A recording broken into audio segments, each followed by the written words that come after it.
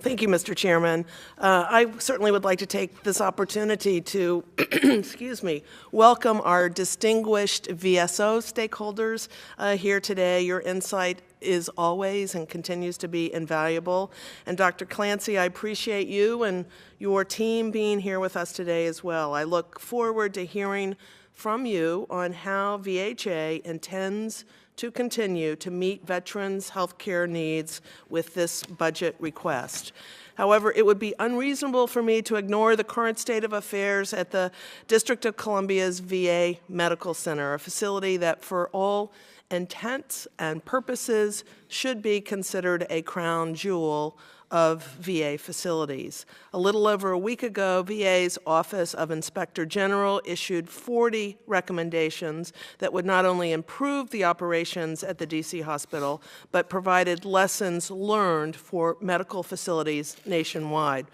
While the IG did not explicitly state the issues at the DC VA were systemic in nature, history shows that issues surrounding leadership failure point in that direction.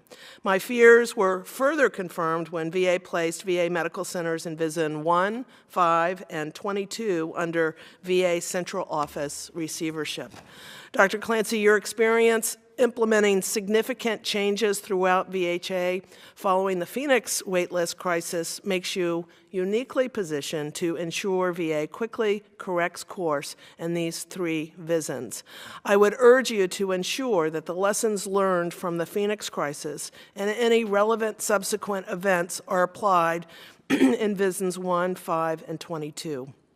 I hope VA is committed to implementing lasting change that can be effectively applied to VA medical systems nationwide. I also ask VA to remain transparent during this process so that I and my colleagues here on the committee can continue to both oversee and support your progress. Dr. Clancy, I'm also concerned that the political infighting within VA Central Office has diverted resources and attention from what really matters: the delivery of benefits and health care services to veterans. Every employee at VA should be focused on what is best for veterans, not what is best for their careers or for the White House, but for the 9 million veterans currently enrolled in the VA's health care system. Perhaps this infighting is limited to one particular office or a handful of employees, but it is unnecessarily distracting and, in my opinion, is unprofessional.